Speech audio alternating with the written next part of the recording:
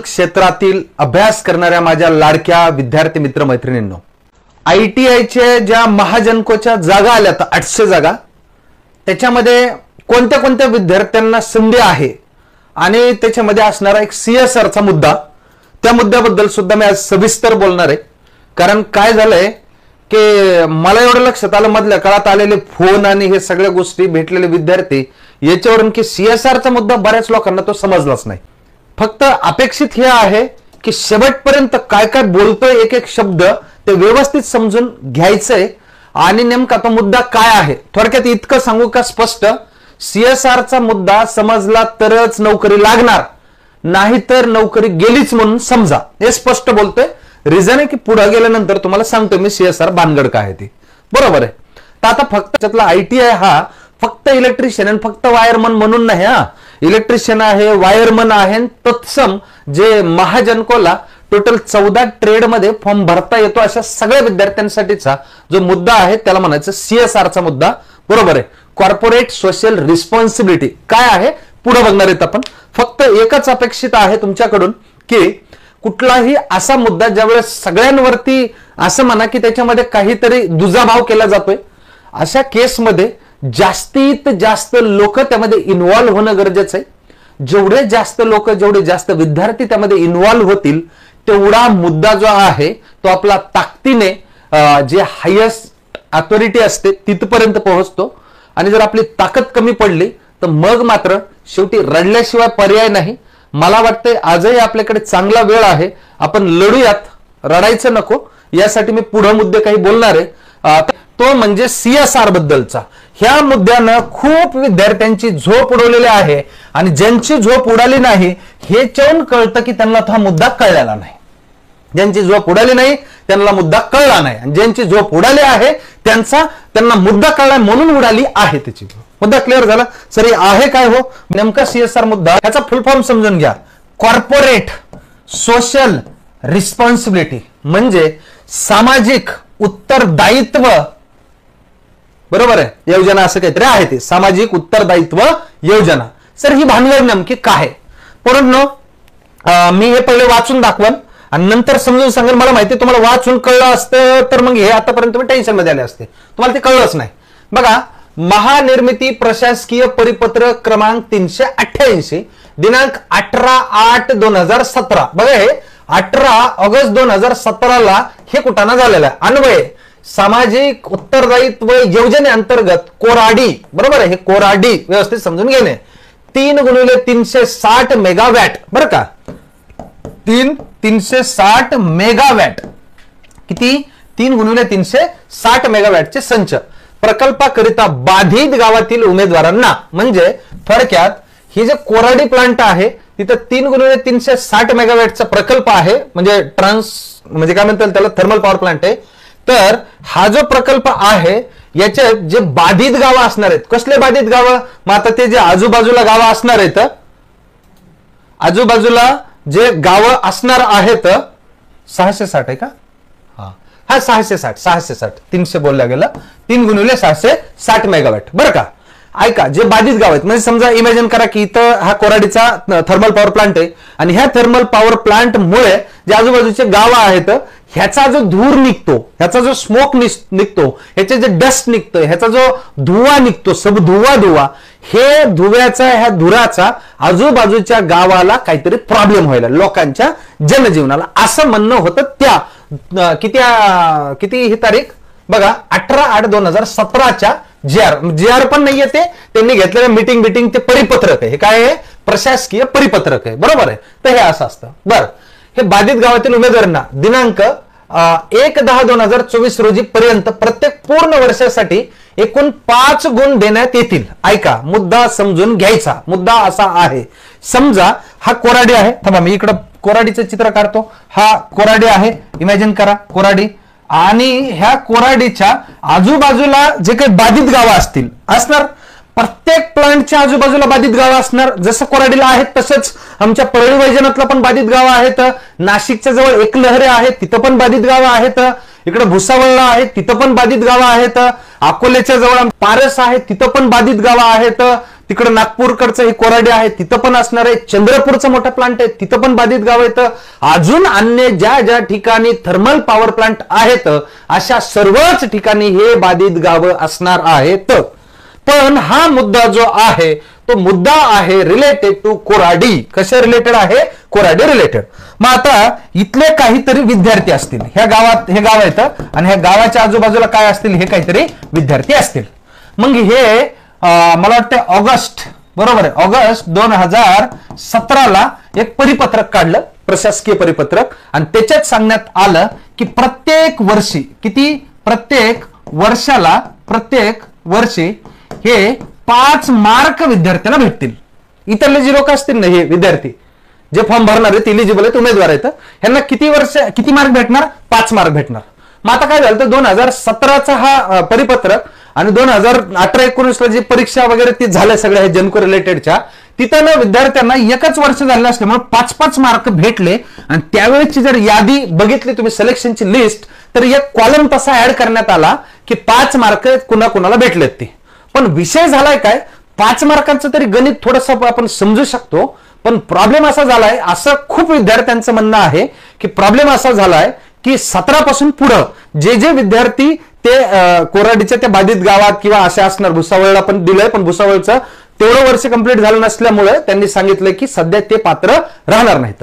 मग आता होतं काय ह्याच्यामध्ये की जे विद्यार्थी आहेत हे विद्यार्थी जर का तिथं 5 वर्षापासून आता राहत आहेत किंवा तिथं 5 वर्षापासून त्या कोराडीच्या प्लांट रिलेटेड आहेत, तर प्रत्येक वर्षी 5 म्हणजे 5 गुणिले 5 केलं तर 25 मार्क हे त्या मुलांना त्या ठिकाणच्या जे विद्यार्थी असणार आहेत त्यांना काय भेटणार आहेत, अतिरिक्त भेटणार आहेत कोराडीच्या आजूबाजूच्या बाधित गावातील. ह्याचा अर्थ असा आहे पोरांनो, हे तुम्ही वाचलं पण नाही कधी तुम्ही, आणि तुम्हाला कधी समजून घ्यायचा तुम्ही प्रयत्न सुद्धा केलेला नाही. म्हणून सगळेजण नुसतं म्हणतात सर फॉर्म कसा भरून काय कसं करू, फॉर्म भर भैया, फक्त हे पहिले समजून घे की 2024 पर्यंत प्रत्येक पूर्ण वर्षासाठी, मग 1 वर्ष कुणी असेल तर 5 भेटतील, 3 वर्ष असतील तर 15 भेटतील, 4 वर्ष असेल तर 20 भेटतील, 5 वर्ष असेल तर 25 भेटतील. मुद्दा इथपर्यंत क्लिअर झाला. हा मुद्दा आहे. हे 5 गुण भेटतील, देण्यात येतील. तसेच कमाल गुणांची मर्यादा 25 राहील. 25 राहील म्हणजे जास्तीत जास्त 25च भेटतील. एखादा म्हणून मी 10 वर्षापासून तिथं राहतोय, तुम्हाला 50 भेटतील का? अजिबात नाही भेटणार. जास्तीत जास्त 25 भेटणार आहेत आणि कमीत कमी 1 वर्ष असेल तर 5 मार्क भेटणार आहेत, असा अर्थ आहे. तसेच वरील तरतुदीनुसार महानिर्मिती प्रशासकीय परिपत्रक क्रमांक 528 दिनांक 22/8/2023 नुसार भुसावळ येथे सामाजिक उत्तरदायित्व योजना नुकतीच प्रसिद्ध झाली असल्याने सदरील प्रशिक्षणार्थ उमेदवारांचे 1 वर्ष पूर्ण न झाल्याने तरतूद ऑनलाईन अर्जामध्ये समाविष्ट करण्यात आलेली नाही, याची उमेदवारांनी नोंद घ्यावी. जसा कोराडीला झालं तसंच काय केलेलं आहे, भुसावळला पण झालेलं आहे. पण एक भुसावळमध्ये अडचण दाखविलेली आहे की ह्यांचं 1 वर्ष अजून कंप्लीट नाही झालं, पण ह्यांना मात्र 2017 पासून लागू झाल्यामुळे ह्यांचे जवळपास 5-5 वर्ष त्यांचं ते प्रशिक्षण पण आहे बरं, प्रशिक्षणांतर्गत बरं का. कोराडीमध्ये जे प्रशिक्षण घेत आहेत तिथले बाधित गावातले मुलं, त्या विद्यार्थ्यांसाठीचा विषय आहे हा. ठीक आहे, ते त्यांच्या हक्कासाठी ते बिचारे लढतायत, त्यांच्यावरती सुद्धा त्यांना न्याय भेटतोय, ह्याच्यात मला नक्की त्या ठिकाणी आनंद आहे. पण अपेक्षित काय माहिती का, ही जी टोटल जागा आहेत ना, टोटल जागा पोरांनो, टोटल जागा आहेत बघा, मला वाटतंय 800 जागा आहेत. किती जागा आहेत? 800 जागा आहेत. ह्या 800 जागांचं क्लासिफिकेशन केले त्यांनी 400 अधिक 400, बरोबर आहे. बरं, हे 400 मध्ये कोण आहेत, तर 400 मध्ये हे प्रगत कुशल ते आहेत ना, प्रगत कुशल वाले, PAP वाले, बरोबर आहे. तर हे प्रगत कुशल उमेदवार जे आहेत किंवा कौशल्य धारण केलेले जे उमेदवार आहेत ते हे 400 आहेत. आणि ह्या 400 मध्ये कोण आहे, तर ह्या 400 मध्ये तुमच्यासारखे काही न केलेले मुलं, ज्यांच्याकडे प्रोजेक्ट अफेक्टेड नाही महाजनकोचं, ज्यांच्याकडे कुठलाही सर्टिफिकेट नाही, ज्यांच्याकडे CSR नाही, ज्यांच्याकडे काहीच नाही, हे मुलं ह्याच्यामध्ये आहेत. यांना मी जनरल किंवा यांना मराठीतनं तिकडं सामान्य असं नाव देण्यात आलेलं आहे. हे जनरल कॅटेगरीचे मुलं इथं आहेत. पण आमचं काय म्हणणं आहे की ठीक आहे, हे तर चांगलं झालंय, पण एवढेच नाही तर सोबत ह्याच्यामध्ये CSR वाले मुलं सुद्धा याच 400 मध्ये आहेत. मग माझं म्हणणं आहे की ह्यांच्यावर सुद्धा बिचाऱ्यांवर अन्याय नाही व्हायला पाहिजे. ते बाधित आहेत, त्यांनी प्रशिक्षण वगैरे तशा जर काही गोष्टी केलेल्या आहेत, सगळं काय आहे, तर ह्यांना पण न्याय भेटलाच पाहिजे. सोबत ह्यांना पण न्याय भेटला पाहिजे. पण होईल काय की ह्या मुलांमध्ये हे प्लस हे असतील तर इथं अतिरिक्त मार्क भेटले आणि इथं जर काहीच नाही मार्क भेटले तर ही स्पर्धा कशी टिकवायची, हा एक विद्यार्थ्यांच्या तोंडून आलेले प्रश्न येतं. आणि खूप विद्यार्थी कॉल मेसेज करू करू हे बोलतायत माझ्यासोबत, सांगतायत, सगळं काही करतायत. बरोबर आहे. बरेच जणांनी प्रयत्न सुद्धा केलं. बरोबर आहे. परळीचे एक विजय सर आहेत, चंद्रपूरचे मंगेश सर आहेत, बाकी अन्य त्यांचा भरपूर विद्यार्थ्यांचा ग्रुप आणि हे सगळेजण प्रयत्न करतायत याच्यामध्ये की हे जे आहे ते ह्या पण मुलांवर अन्याय होऊ नये आणि ह्या मुलांवर पण अन्याय होऊ नये असं शासनानं काहीतरी ह्या 800चं डिव्हिजन करावं, जेणेकरून की कुणावरही अन्याय होणार नाही. ह्याच्यासाठी मी सुद्धा स्वतः माझी सुद्धा इच्छा आहे. माझं म्हणणं नाही बरं ह्यांच्यावर अन्याय हो, अजिबात नाही, या लेकरावरती पण अन्याय झाला नाही पाहिजे. पण खरा अन्याय सगळ्यात जास्त कुठं होतंय ते ह्या विद्यार्थ्यांवरती होत आहे. ह्याच्यामध्ये बाकीच्यांना घुसता येत नाही, पण ह्या चर्चेमध्ये ह्यांना प्लस ह्यांना घुसता येतंय. मग सीएसआरचा जो मुद्दा आहे, जर सीएसआर वाल्या विद्यार्थ्यांना 25-25 मार्क भेटले आणि इमॅजिन करा ह्या जनरल वाल्या मुलांना, समजा बरं का आता आपण सगळं इमॅजिन करतोय मागच्या पेपरला कन्सिडर करून, काही चेंजेस आले तर लई चांगली गोष्ट, काही अडचण नाही. 75 मार्कचा पेपर आहे समजा, उदाहरण काय घेतलं आपण, 75 मार्कचा पेपर आहे उदाहरण म्हणून सांगालोय. बरोबर आहे. जर 75 मार्कचा पेपर असेल आणि जनरल वाल्या मुलाला काय पडले, समजा 49 मार्क पडले. किती मार्क पडले? 49 नाही, 49 नको, आपण धरूयात 70 मार्क पडले जनरल वाल्याला. किती? 75 पैकी 70 मार्क पडले. बरोबर आहे. पण एखाद्या कॅन्डिडेटला जो सीएसआर वाला आहे त्याला 50च मार्क पडले. किती मार्क पडले? 50च मार्क पडले. प्लस त्याला 5 वर्ष झालं असेल तर 25 मार्क इथले भेटतील. 50 + 25 ह्याचे 75 होऊन जातील आणि ह्या बिचाराला जनरल वाल्याला 70 पडून सुद्धा हा नापास होईल आणि ह्याला 50 पडून सुद्धा ह्या 25च्या जोरावरती 75 होऊन हा पास होईल. ह्याला म्हणत असतात सीएसआर. कळलं का? ह्याला म्हणत असतात सीएसआर, कॉर्पोरेट सोशल रिस्पॉन्सिबिलिटी, सामाजिक उत्तरदायित्व योजना. आता तरी कळलं का? हा, संगीता सोनटक्के मॅडम म्हणतायत की दिदी म्हणतायत की त्यांच्या जागा वेगळ्या ठेवा. हा, मला बी तेच वाटायलंय. मी हेच सांगणार होतो की मग नेमकं करायचं काय. माझी इच्छा अजिबात नाही ते सीएसआर वाल्या विद्यार्थ्यांवरती अन्याय व्हावा म्हणून, बरं का.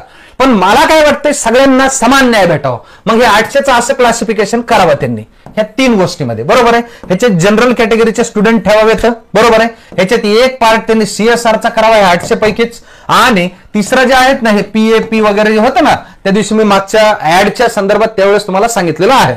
मग ह्या 800चं असं क्लासिफिकेशन करा की या तिघांना पण न्याय भेटेल, अन्याय कुणावरही होणार नाही. मग आता मला सांगा ह्याच्यात माझं चुकलं काय?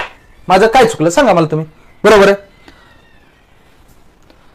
सूरज म्हणते सर्व माहिती एकदम योग्य आहे आणि सरने बरोबर सांगितलं आहे, 1 नंबर सर. हे बघा, किती टक्के द्यायचं, काय टक्के द्यायचं ते शासनाने ठरवावं. बरोबर आहे. पण मला वाटत असलेली गोष्ट, बरं माझं तर ह्याच्या पुढचं वाट नाही. हा, नुसते 800 नाही, प्लस इथं जागा अजून ऍड कराव्यात. त्याचं कारण काय माहिती का? अजून जागा भरपूर रिक्त आहेत. आपले सध्याचे नवनिर्वाचित मुख्यमंत्री देवेंद्र फडणवीस साहेब यांनी पुढे सांगितलंय की 1.5 लाख आणखी जागा आम्ही भरूयात म्हणून. फक्त ऊर्जा खात्यात नाही रे, सगळीकडच्या मिळून असणार ह्या. बरोबर आहे का नाही? ह्या 1.5 लाखामध्ये आपलं सुद्धा जर बसलं तर अजून चांगलं होईल. ट्रान्सको, जेनको, डिस्कॉम हे तर सध्या आहे ते आहेच. ह्या परीक्षा अगोदर सेपरेटली घेऊन ह्याची पूर्ण प्रक्रिया मार्गी लावणं गरजेचं आहे. आणि त्याच्यानंतर हे 1.5 लाखाचे वायदे जे आहेत ते फडणवीस साहेबांनी सांगितलं की आम्ही 1.5 लाख पुन्हा जागा आणखी भरणार आहोत. ते सुद्धा लवकरात लवकर भरल्या जातील अशी अपेक्षा आपण व्यक्त करूयात आणि नक्कीच पुढं लागल तिथं आपण ह्या गोष्टी करूयात. तर आता विषय चालू होता सीएसआर बद्दल. हे ना मी आज जरा सविस्तर बोलतोच म्हटलं, कारण होईलय काय की सीएसआर कळलंच नाही कोणाला काय चाललंय ती. सीएसआर जो आहे ना हा 800 आहे. माझं म्हणणं फक्त 800 नको ना, हे अजून तिथं आहेत ना रिकाम्या जागा, त्या जागा ह्याच्यात ऍड करावा. असं धरून चला की एक्स जागा ह्याच्यात ऍड झाल्या. सर एक्स किती धरायच्या? अजून धरा आणखी 700-800 हजार जवळपास झाल्या ऍड. मग असं करून करून ह्या दोघांची बेरीज करा. जितक्या जागा येतील ह्या टोटल ह्याच्यातल्या इकडं काही द्या, इकडं काही द्या आणि इकडं काही द्या. ह्यांच्यात ह्यांची स्पर्धा हो द्या, ह्यांच्यात ह्यांची स्पर्धा हो द्या, जनरलमध्ये जनरलवाल्याची स्पर्धा हो द्या. ही माझी त्या ठिकाणी मोठ्या मनाने मागणी आहे. 2000 प्लस जागा त्या ठिकाणी रिक्त तर लईच रे, पण 2000 कमीत कमी काढावी ही माझी इच्छा आहे. तिथं मुद्दा क्लिअर झाला. आणि ह्या 2000 मधल्या जनरलला काही, सीएसआरला काही आणि पीएपीला काही, अशा पद्धतीने जर शासनानं केलं तर तुम्हाला सांगतो मित्रांनो, अन्याय कुणावरही होणार नाही. पण जर का हे चाललंय तसं चालू जर दिलं ना, हे 400 मध्ये हे जनरल प्लस हे CSR वाले, तर तुम्हाला सांगतो ही जर संख्या असेल ना, चांगल्या लेवलला असेल असते या 5-7 वर्षातली, तर इथं मात्र ह्या लेकरांचं डायरेक्ट मरण आहे. इकडं सिलेक्शन होणं लय नेक्स्ट लेवल अवघड आहे, खरं सांगतोय. कारण इथं 25 मार्क डायरेक्ट भेटतील आणि तुम्ही मात्र तडपडत बसताल. हे तडपडी होऊ नये याच्यासाठी ही मागणी आपली छोट्या लेवलला चालली आहे. मुद्दा इथपर्यंत क्लिअर झाली. पण ना, हे तुम्हाला कळ नाही म्हणून म्हणलं आज एकदा लाईव्ह येऊन सांगावं. बरोबर आहे का नाही? मग हा CSRचा मुद्दा असा आहे बघा. बरोबर आहे का? आता क्लिअर झालं. प्रवीण भैया, त्याच्यासाठीच आपल्यावर होत असलेल्या अन्यायाच्या विरोधात आपल्याला बघा, अगेन मी तुम्हाला सांगायला, ह्याच्यात 3 कॅटेगरीचे मुलं आहेत. जनरल म्हणजे ज्यांच्याकडे कुठलंच सर्टिफिकेट नाही, कुठलंच प्रशिक्षण नाही, काहीच नाही, ही एक कॅटेगरी झाली. दुसरा आहे CSR वाले विद्यार्थी आणि तिसरं आहे याला PAP वाले विद्यार्थी म्हणू शकतात. आणि माझं काय म्हणणं आहे, CSR फक्त कोराडीला नको, सोबत सगळ्या प्लांट, जेवढे पण प्लांट आहेत सगळ्या ठिकाणी CSR पण लागू व्हावा. आमच्या परळी वैजनाथला असेल, एकलहरेला असेल, पारसला असेल, चंद्रपूरला असेल, भुसावळला असेल, कोराडीला असेल, सगळीकडे राहावा. CSRचा एक कोटा सेपरेट राहावा. PAP आणि ते जे प्रगत कुशल आहेत त्यांचा एक कोटा राहावा कंपल्सरी, आणि हे एक राहावा. ह्यांच्यात कॉम्पिटिशन, ह्यांच्यातच कॉम्पिटिशन, आणि ह्यांच्यातच कॉम्पिटिशन. ह्यानं ह्याच्यावर निगेटिव्हिटी नको, ह्यानं ह्याच्यावर निगेटिव्हिटी नको, कुणीच कोणावर निगेटिव्ह नको. सगळे एकदम लाईक टकाटक होऊन जाईल, कुणावर अन्याय होणार नाही. आणि ह्याच्यात पुन्हा कुणाला वाटेल की सर आमच्या जागा कमी होतील, तर माझं तेच म्हणणं आहे की जागा रिक्त आहेत तर जागा वाढवल्या पाहिजेत. याच्यासाठी आपल्याला पुढच्या काळात त्या ठिकाणी काय करायचंय, काम करायचं आहे. मग आता नेमकं करायचंय काय, ह्या सगळ्यात महत्वाच्या गोष्टी आहेत. फॉर्म भरण्याची लास्ट तारीख काय आहे? आय थिंक 26 होती, काय होती बरं, एकदा टाका रे, लास्ट तारीख काय आहे? सूरज म्हणते परळीला सर CSR नाही. हो, नाही मला माहिती ना, फक्त कोराडीला आहे. भुसावळला लागू केलंय, पण त्यांनी ती एक 8 टाकली रे. 8 काय टाकलेली त्यांनी? 3 × 660, बरोबर आहे, 660 मेगावॅटचा प्लांट पाहिजे. मी काय म्हणतोय, एखाद्या इकडचा हा प्लांट छोटा असेल फक्त, ह्याच्यापेक्षा काय वेगळं असणार आहे? बरोबर आहे, पण धूर तर त्याच क्वालिटीचा असेल ना. त्या धुरानं तेवढीच बेजारी होईल ना, शरीराची हानी तेवढीच होईल ना, आरोग्याचं नुकसान तेवढंच होईल ना. बरोबर आहे का नाही? तर 26 डिसेंबर चे तारीख आहे. आज तारीख आहे 15 तारीख. बरोबर आहे, तारीख वाढली ना. हा, काहीतरी तारीख वाढण्याचं ऐकत होतो मी, बघितलं ते परिपत्रक. बरोबर आहे, 10/1/2025. बरोबर आहे ना. हा 10 जानेवारी. तर आपल्याकडे भरपूर वेळ आहे अजून. बरोबर आहे, होईल तेवढं. ह्याच्यात एक काम करू आपण. ह्याच्यात काय काम करायचं तुम्हाला सांगतो बरं का. आता माझ्याकडे एवढा वेळ नसतो रे प्रत्येकाचे फोन उचलायला वगैरे. बॅचेसचा लोड आणि ते खूप आहे, मला ऑनलाईन ऑफलाईन सगळं सांभाळावं लागतंय. ठीक आहे, त्याच्यामुळं मी काय करतो, तुम्हाला 2-3 नंबर देतो रे. आमचा तर नंबर आहेच, तुम्हाला काही अडचण आली तर. पण ना, त्यासोबतच CSR रिलेटेड आणखी काही मी मुद्दे नंबर देतोय बरं का. आमचे मित्रच आहेत ते पण भरपूर दिवसापासून प्रयत्न ह्याच्यात करतायत की CSR वर पण त्या ठिकाणी अन्याय होऊ नये, आमची प्रामाणिक इच्छा आहे. बरं, हे एक नंबर आहे बघा, 81-49 पुढं 50-50-70. हे विजय सर म्हणून आहेत. बरोबर आहे. आणि दुसरे एक आमचे मित्र आहेत, त्यांचा पण नंबर देऊन टाकतो मी. 98-34-87. ठीक आहे, 0743. आमचे मंगेश सर आहेत. ठीक आहे, विजय सर, मंगेश सर, या दोघांच्या नंबरवरती तुम्ही कॉल करून, मेसेज करून तुम्ही CSR बद्दल आणखी काही असतील तुमच्या डोक्यातले आयडियाज वगैरे, तर नक्की तुम्ही त्या ठिकाणी बोलू शकतात. ते तुम्हाला सगळी माहिती देऊ शकतात. बरोबर आहे. मला सांगा, आज आपण एवढं या ठिकाणी थांबायला हरकत नाही. जास्तीत जास्त लोकांपर्यंत हा डेटा पोहोचवा. फोन करू एकमेकाला सांगा की बाबा CSR म्हणजे नेमकं काय आहे ते, आणि त्याच्यानंतर तुमचं काहीतरी होणार आहे. या व्यतिरिक्त तुम्हाला काय वाटतं काय नाही, कमेंटमध्ये 100% सांगा. प्रत्येक कमेंट वाचून व्यवस्थितरित्या त्याच्यावर काय काय करता येईल काय नाही ते, कोणताही विषय असू द्या, तुम्ही कमेंटमध्ये सांगू शकतात. मग पुढच्या परीक्षांचा असेल काय नाही ते. हा, राहिला विषय जे महा ट्रान्सको आणि महा डिस्कॉम ज्या परीक्षा आहेत ITIच्या, ह्याच्याबद्दल काय, ते एकदा एनर्जी मिनिस्टर कोण होते बघू द्या, आणि कसं आहे त्यांचं शेड्यूल ते बघू द्या. आपण करूया त्याच्यावर सुद्धा काय करता येईल ते. ठीक आहे, थांबतोय. Bye bye, take care, all the best. जे वाटेल तुम्हाला ते गोष्टी तुम्ही कमेंटमध्ये टाका, त्याच्यावरती रिप्लाय करेल, मी करेल किंवा आमच्या टीम मध्ये कोणतरी